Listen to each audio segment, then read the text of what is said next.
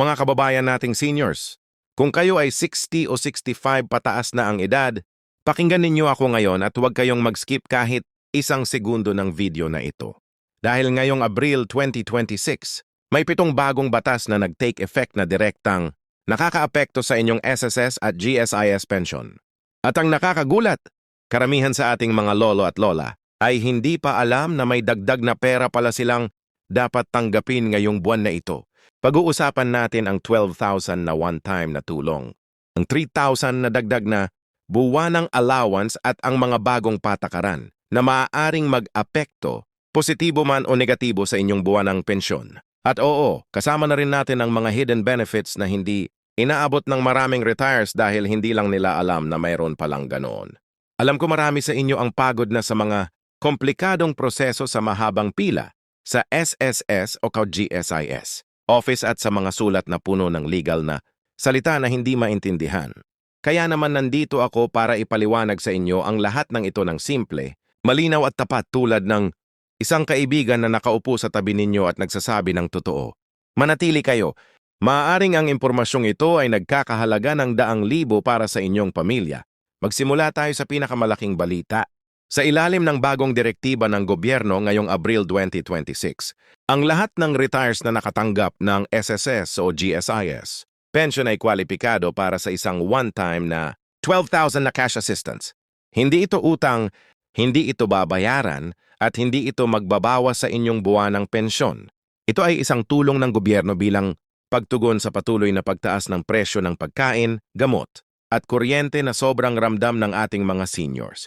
Ang tanong ng karamihan ay paano ko matatanggap ito? Para sa mga GSIS pensioner, automatiko itong idiidosito sa inyong registered bank account. UMID card na may land bank, linking bago matapos ang Abril. Para sa mga SSS pensioner naman, kailangan ninyong i-verify ang inyong active disbursement account sa pinakamalapit na SSS branch o sa SSS mobile app. Kung hindi updated ang inyong account number sa SSS records, may malaking posibilidad na makuha ninyo ang pera ng huli o mas malala ay hindi ninyo matanggap. Kaya please ngayong araw na ito i-check na ninyo ang inyong SSS account details.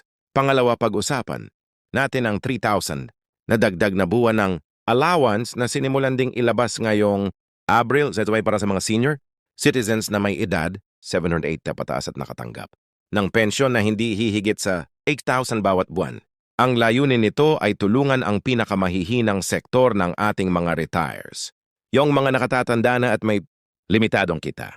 Ang allowance na ito ay hindi mayroon sa lahat. May income threshold at kailangang maipakita ng benepisyaro na sila ay active na buhay pa sila at na ang kanilang pension account ay updated. Ang isa sa pinakakaraniwang dahilan kung bakit hindi nakukuha ng mga eligible seniors ang ganitong klase ng dagdag benepisyo ay ang tinatawag na liveness verification. Ang proseso kung saan kailangan nilang personal na lumabas at magpakita sa isang SSS o GSIS, satellite office o mag-submit ng video verification sa pamamagitan ng app. Kung hindi ito nagagawa, napuputol ang pensyon. Kaya kung kayo ay hindi makaalis ng bahay dahil sa kalusugan, pwede kayong magpadala ng authorized representative. Basta may special power of attorney at 2 valid IDs.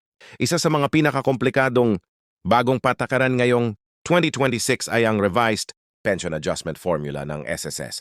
Sa ilalim ng lumang sistema, ang inyong buwanang pensyon ay nakabase lamang sa inyong average monthly salary credit at bilang ng years ng contributions. Ngayon may idinagdag na factor ang longevity bonus.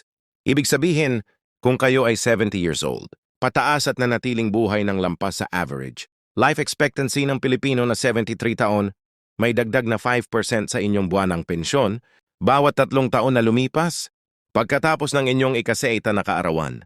Halimbawa, kung ang inyong kasalukuyang pensyon ay 6,500 bawat buwan at kayo ay 76 na taong gulang, ang 5% longevity bonus ay nagdadagdag ng 325 bawat buwan.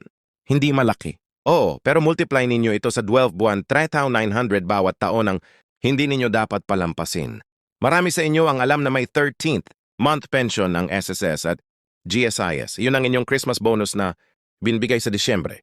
Pero ngayong Abril 2026 may bagong karagdagang patakaran. Ang 13th month pension ay hindi na lang ibinibigay sa Disyembre.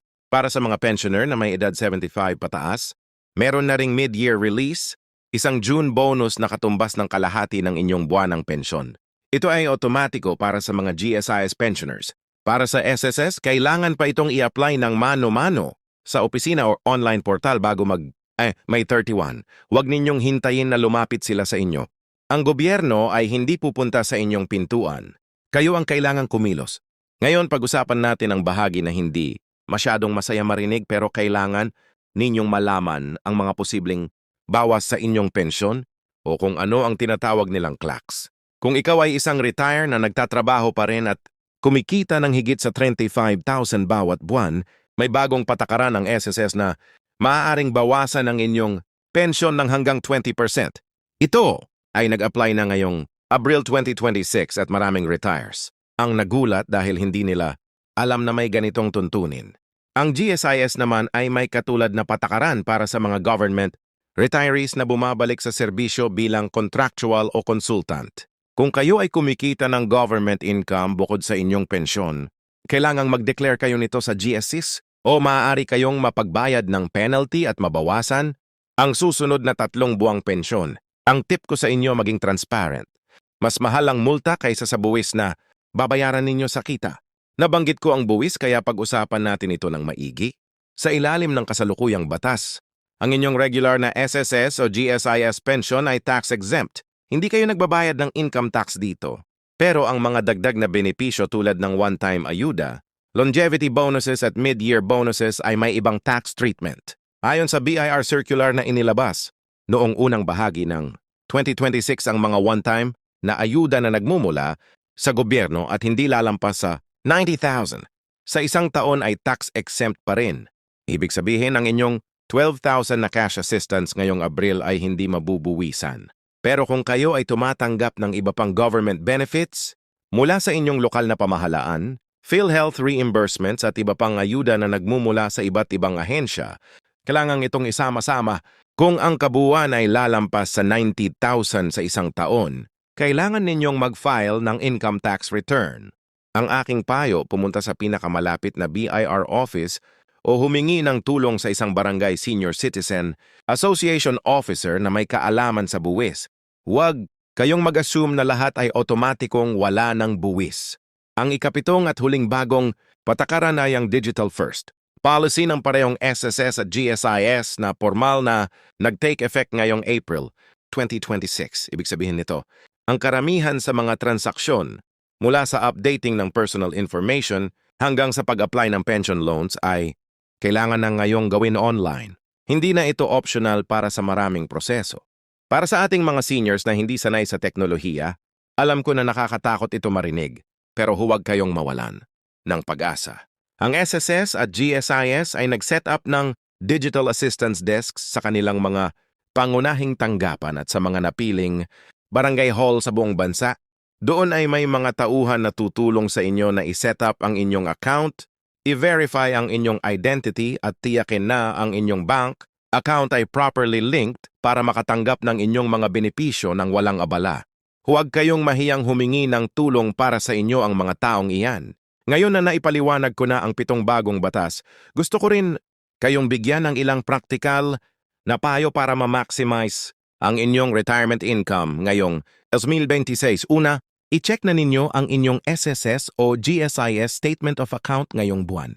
Maraming seniors ang hindi alam na may unclaimed loan dividend sila o may nakahold na benepisyo dahil sa discrepancy sa kanilang pangalan o petsa ng kapanganakan sa kanilang records. Isang maliliit na typo lamang, halimbawa, Maria sa official records pero masa inyong ID, ay sapat na para mapigilan ang isang transaksyon.